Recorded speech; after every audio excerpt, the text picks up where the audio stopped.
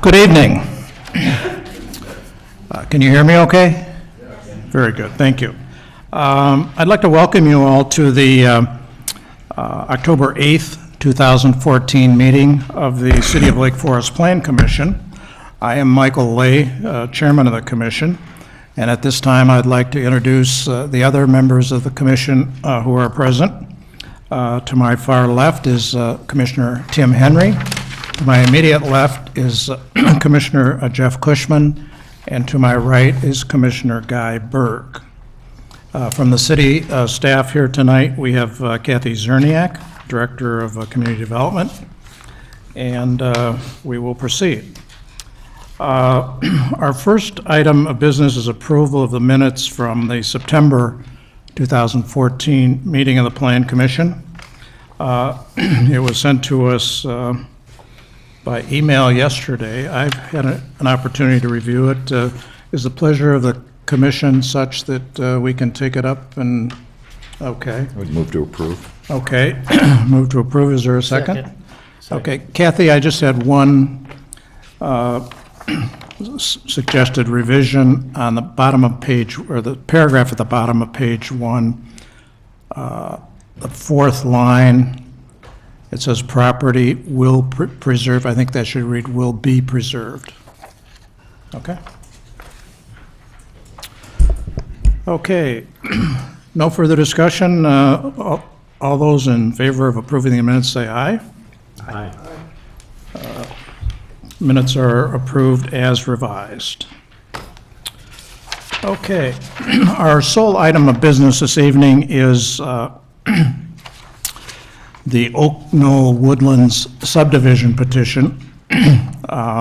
This item is up for commission action this evening, and that action, if approved, would be tentative approval of the subdivision.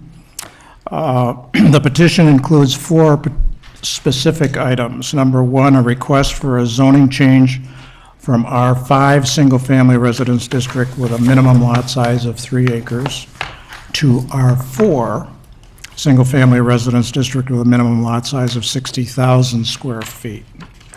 The second item is application of the Plan Preservation Historic Open Space Overlay District, which allows a reduction in lot size while not exceeding the density allowed by the underlying zoning district for the purpose of preserving open space and natural resources. Third item is tentative subdivision plat approval, and fourth and last is tentative approval of the associated special use permit. The public hearing on this petition was closed at the September 10th, 2014 meeting, and so I would suggest that we follow the following procedures under meeting procedures on the agenda. We'll cover items 1, 2, 5, 10, 11, and then 12. So at this time, I would like to ask whether or not there's members of the commission have any ex-parte contacts or conflicts of interest on this matter. No. No. See, no, there have not been, so let the record show that there are none. Okay. The item number, we'll go right down to item number 5, and that is questions or requests for clarification from the commission to petitioner staff. And before we get to that, I would just like to say the following, and that is we received 5 communications, pieces of comment from various parties on the matter. Most of whom appeared at the public hearing in September.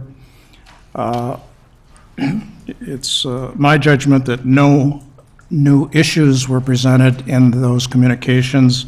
Hence, we will not need to have a further public hearing on that matter, on this matter this evening.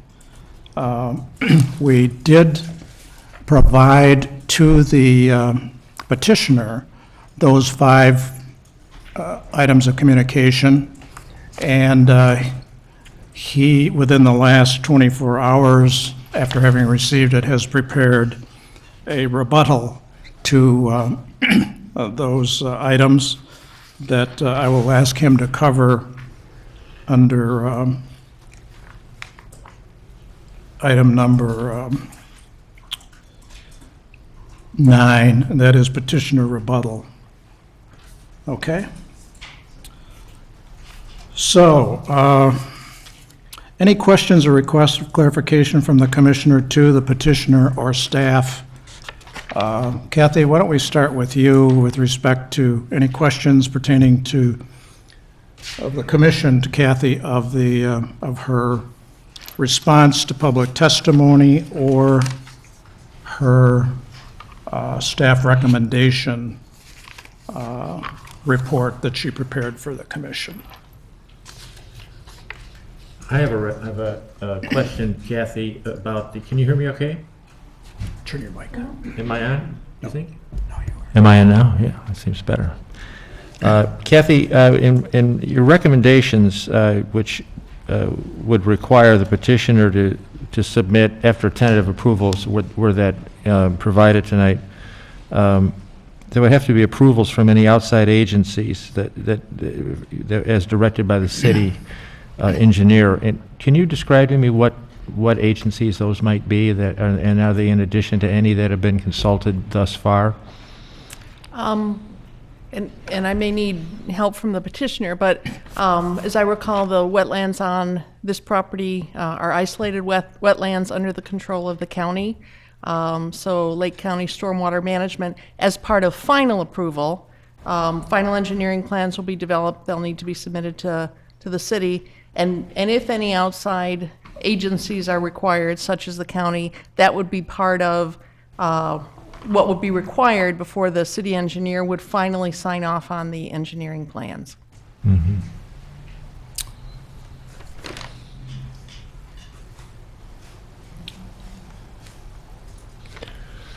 Okay, so actually there is further investigation of the site that would occur, and time would be allowed then for that to work itself out, right?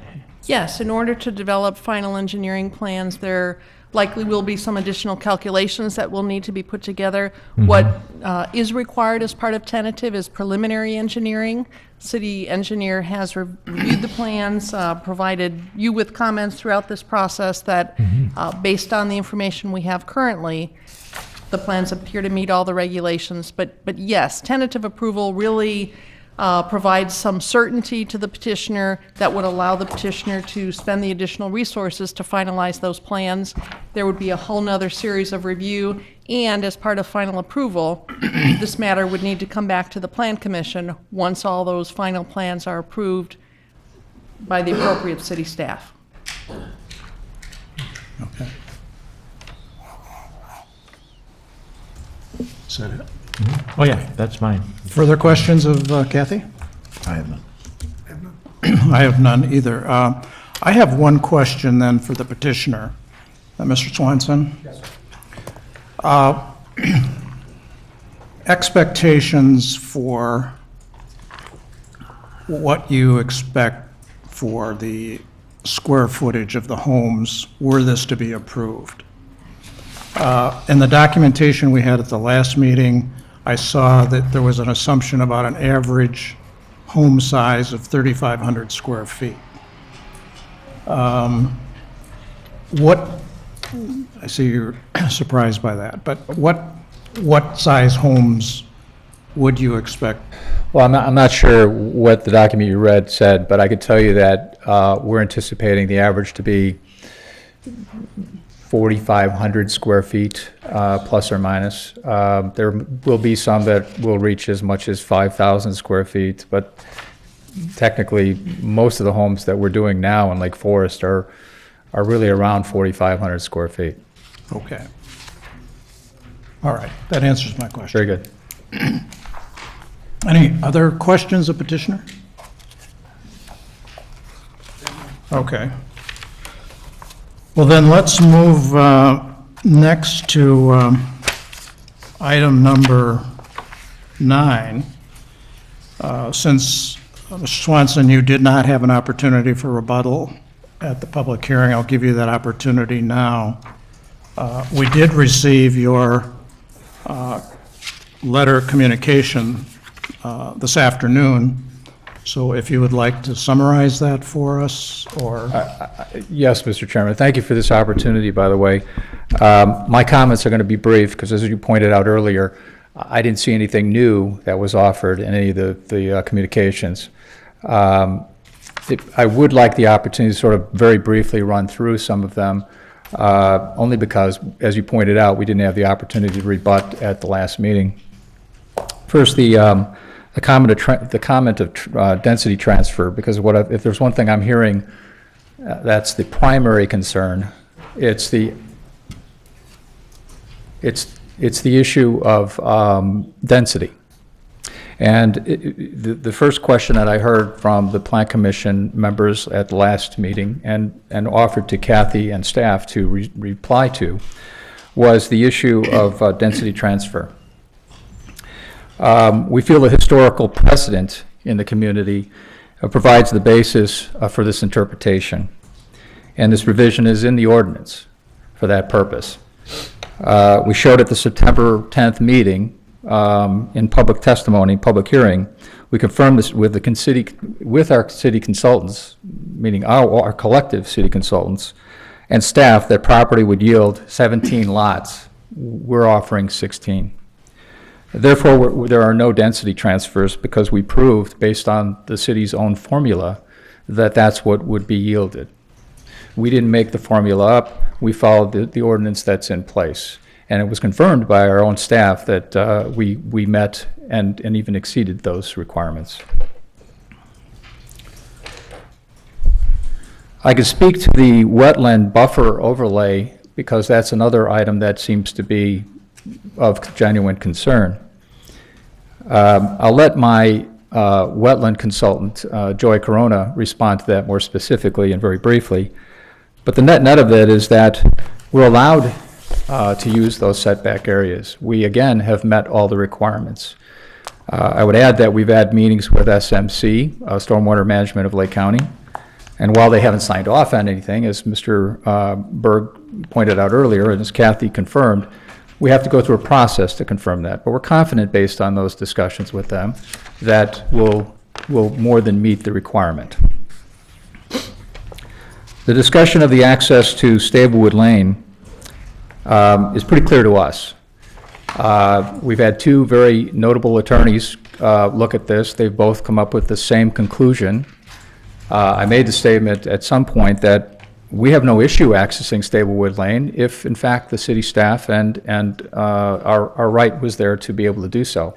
It's a private road. No one's confirming that, or no one's contesting that. And I would add that we actually took the time to speak with the Stablewood neighbors, and they were adamantly against that access because it is a private road.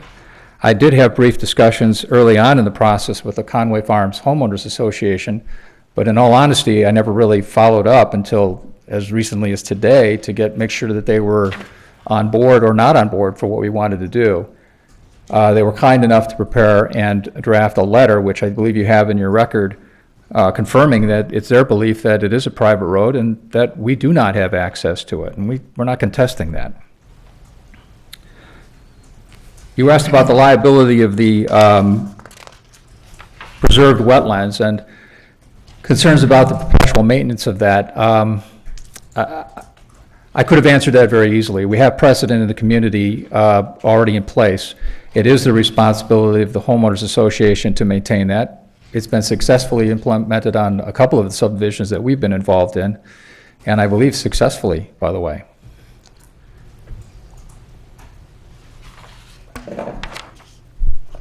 I would like the opportunity at the end of my rebuttal to have Joy maybe respond briefly to the wetland issue, but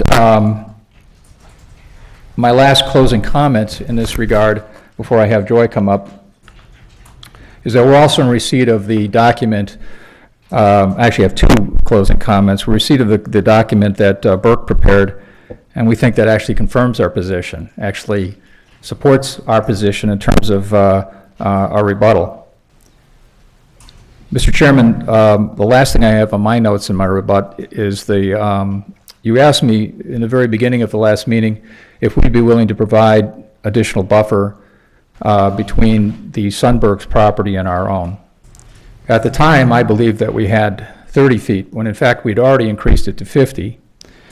I also found out through researching documents that Sunberg's property isn't 20 feet, their building isn't 20 feet from our property, it's 50 feet from our property. So by the time we build a house on that lot, a reasonable home based on reasonable setbacks and so forth, we'll be about 140 feet from their home with the proposed house, which is in line with just about every other house in there. So I would like, Joy, if you wouldn't mind, just maybe wherever you are, there you are, maybe just addressing the wetland setback issues, and then I'm complete with my rebuttal, Mr. Chairman. Thank you. Joy? Yeah, oh, I have my wetland consultant here as well, Vince from Mosca. I'm going to have Joy and Vince both speak to this, both of them experts in this regard. I think that you know from the last meeting that both of them are very qualified people. In fact, Joy worked for Stormwater Management of Lake County, so I would say she's got a pretty good understanding of how the process works. But that said, I'll let them respond to it as I pointed out earlier. Okay. Good evening, Joy Corona. I think what Rick wanted me to highlight was the use of the overlay exhibit that was provided by Burke, which shows a quantity of buildable area which it would not support 17 lots. What that exhibit basically does is assume that there's a complete avoidance requirement for wetlands and wetland buffer areas. Pardon me. That's not how county, local, or state ordinances and regulations are written.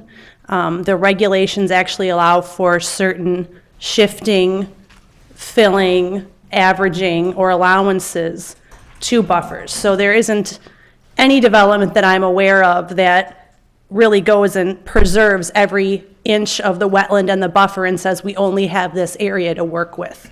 I can think of numerous examples throughout the city and the county and the state where you follow regulations that are intended to have a no net loss countywide or statewide of these features, but that do allow flexibility. So that is how the traditional R4 zoning was created that would show the 17 lots, is taking into consideration the available regulations for wetland impacts with appropriate mitigation, wetland buffers based on with project buffer areas, buffer averaging, all of those provisions that are written into the ordinances were taken into consideration. So I thought that might be clarified to help explain the reasonableness of looking at that exhibit to identify buildable area. Vince, did you want to clarify anything?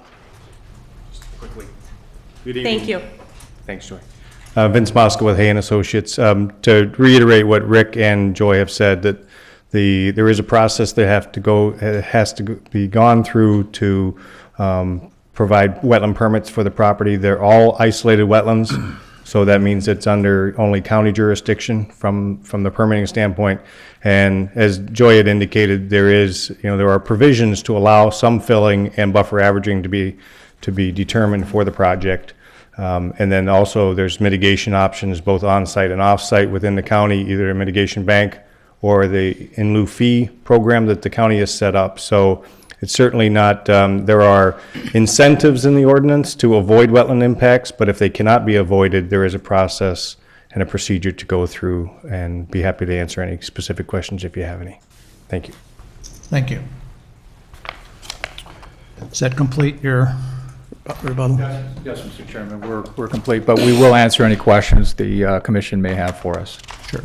Any questions, further questions of the petitioner? None for me. Okay. Okay, we will then move to any final questions from the commission to petitioner or staff. Staff, since we have none for petitioner. Okay, seeing none. Commission discussion and comment. on the petition?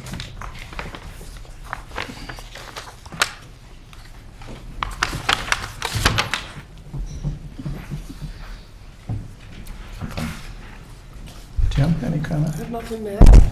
Okay. In terms of commenting, are we going to have public input tonight, or No. we're not having No, that? the public hearing was closed. Okay, so can we deliberate and discuss how we'd like to proceed as far as making any motions and going forward in that regard? We can do that, or if people would like to just indicate how they feel about this, proceed. Yeah, I mean, we've had a lot of input from the neighborhood and a lot of time to digest this and sift through a lot of information. I found it extremely helpful in that regard for myself. I found that all the different parts, when put together in one whole, actually, I think, has me agreeing with staff recommendations.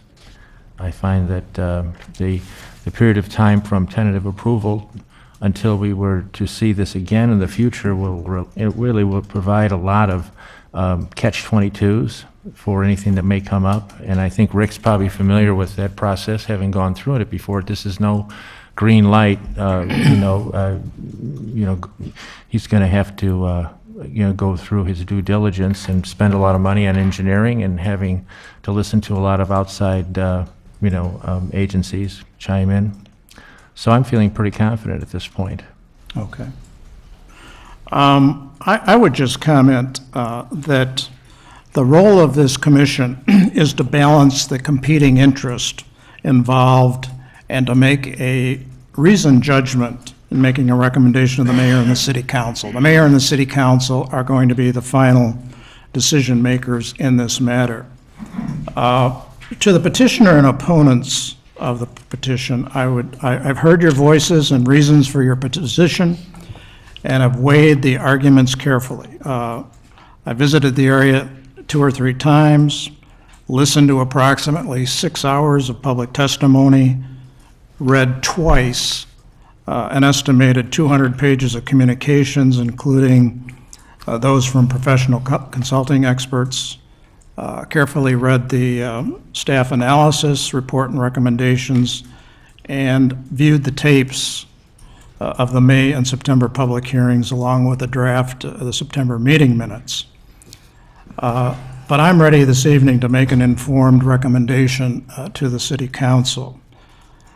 Taking everything I've seen and heard into account, I believe that approval of the petition is in the public interest and not solely for the interest of the petitioner, for 2 chief reasons. Number 1, it will add to our community's housing diversity to attract people to Lake Forest at a time that its population is declining, and at the same time protecting the wetland at the east portion of the property and preventing draining problems to the residents on Abington Cams. Such diversity, by the way, is a component of the city's 2013 to 18 5-year strategic plan that was approved by the mayor and the city council. And development and on the one hand, environmental protection on the other is not a zero-sum game. I think we can have both with this petition, in my view. And the second reason that I think it's in the public interest is that the development is consistent with the residential character of the surrounding neighborhoods, not only to the south, but to the north as well and west. A variety of housing choices has been the pattern of development of Lake Forest in the past 10 to 15 years, which I think is continued with this petition. 16 lots appear reasonable to me. Lot sizes reflect what consumers want today. Many people testified that they understood that the property will be developed and that 16 are too many. Yet I have seen no agreement among opponents what the number should be, along with an accompanying analysis supporting that number. Saying to us, just send it back to the petitioner to revise, and then when it's brought back, we'll let you know whether we like it or not, is not treating the petitioner as most of us would like to be treated. So in my view, Oak Knolls Woods, if approved, will not change the character of the neighborhood as a whole at all. Oak Knoll Woodlands is likely not add burdensome traffic or drainage problems. Managing drainage will become the responsibility of the new homeowners association. And the arguments that zoning should remain R5 are not persuasive unless one agrees that the property should not be developed in any manner. And there's one comment that I have to make regarding testimony that we heard at the September meeting, that Mr. Crooks, the former director of community development who worked with the current director and who has apparently worked for the petitioner, inappropriately influenced the current director in her evaluation of the Oak Knoll Woodlands petition and the staff recommendation to the commission. There is no evidence whatsoever to support that insinuation or allegation. In my opinion, it was inappropriate. Is the best thing I can say for it. That's not the way the department under Ms. Zerniak operates. In summary, I think the commission has heard a lot of sincere and thoughtful testimony, but yet it has heard as well several ad horrendum arguments, that is, a parade of horribles, if you will, that this proposed development will lead to traffic, drainage, and other environmental problems that will lower adjacent property values and cause many other problems, such as lowering the quality of life in the neighborhood. The one that really went over the top for me was that it will look like a mobile home trailer park in an area adjacent to 1.5 acre lots. So I don't believe that, if approved, that the parade of horribles we heard about will result, and that the petition is in the overall public interest of the community of Lake Forest. So with that, I would suggest that what we do is go to the staff report dated October 8th and begin to go through the parts of the report one by one. The zoning change, the approval of the application of the HROSP district, approval of the tentative plat, and then the conditions. Should we take them as a group, or do people want separate consideration? Yeah, I think the group All right. is fine. Let's do items 1, 2, and 3, and then we'll do separately the conditions, in case there's any questions of the conditions. Okay, is there a motion? Well, I'll make a motion that we approve that group, the 1, 2, and 3, the rezoning from R5 to R4. And the second one would be then, with that done, we would be able to then put into action the special HROSP district Okay. zoning. Mr. Chairman, will there be any discussion at all before you vote Discussion by whom, sir? about accepting, you're going to vote on? Can I make a point of order here, please? Yes. Sir, there's no comment from the audience today, There's please. no comment tonight. Couldn't be clearer, there's no comments from the audience today. What does that mean? That means How can I make that clearer? There's no comments from the audience the public today. hearing would, Allowing it? The public hearing was closed in September on this topic. What if you're out of the country, if you haven't, I mean, Mr. Chairman, please, this whole issue is... we're going to proceed Let's with, have some decorum, please. it's always us that's wrong, and not you In- guys. Indeed. As you said, didn't you? Indeed, let's have some decorum. Let's have some honest decisions. Well, then I can. Let's have some decorum. Let's you not know- comment back to the... No, I'm going to continue with my motion, because it's my turn to talk now. I've listened to everything everyone's had to say for at least 3 or 4 Thank you, Guy. sessions, so I'll continue. It's a process we go through. We've had a lot of time to discuss it, and right now, the responsibility is with the group up in front of you. We've sifted through everything, and I'm going to continue to make my motion. We'll act on it. City council will review it. There's still time for you to comment if you'd like. We're residents of the community. We're not petitioners. We're not making money off of this. We're on your side. We're all together. I've lived in the community for for 50 years. I'm a product of the school system. I think this is good environment, and I'm right now going to go ahead and do what I think is the best thing for all of us in the community. So I would go ahead, Mr. Chairman, and say that we should accept the second article to recommend that we implement the HROSP district zoning, and then also with that, recommend tentative plat approval for the Oak Knoll Woodlands Land Preservation Subdivision. Okay. Seconded. It's been moved and seconded. Is there discussion by the commission on that motion?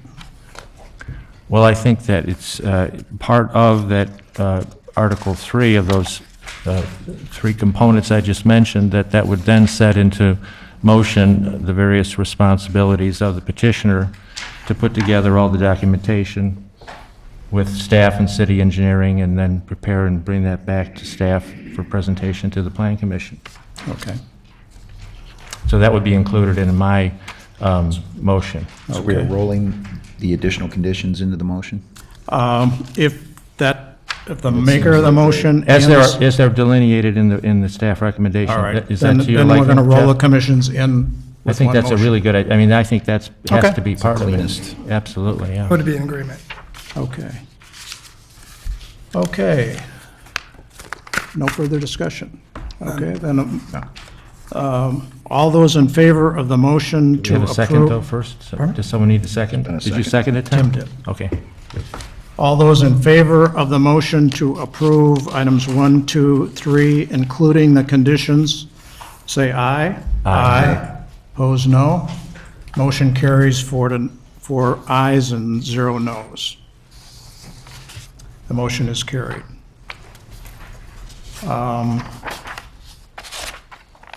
That concludes our consideration of this item this evening. The matter will next go to the city council. Kathy, do you know when this might be scheduled before the city council?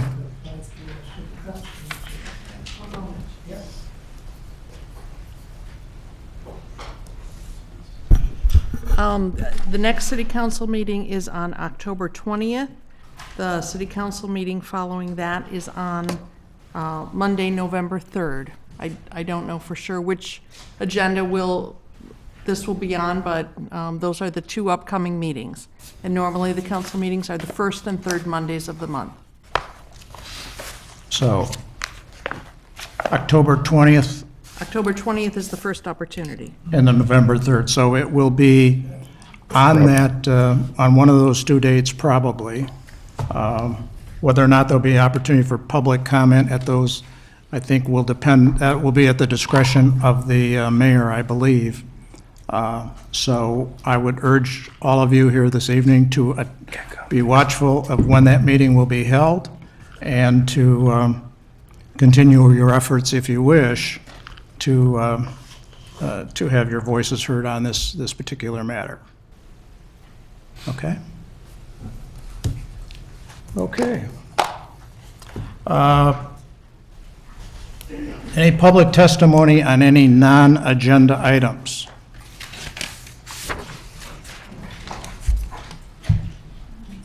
Seeing none, any additional information from staff? Nothing further. We will be polling you for your November and December meetings, just to kind of look forward and make sure we have quorums. Good. So watch for that. Thank you very much. Adjourn? Would you entertain a motion to adjourn? Absolutely. So moved. Been Second. moved and seconded that we adjourn. All those in favor, aye? Say aye. Aye. Aye. Opposed, no. Motion carries.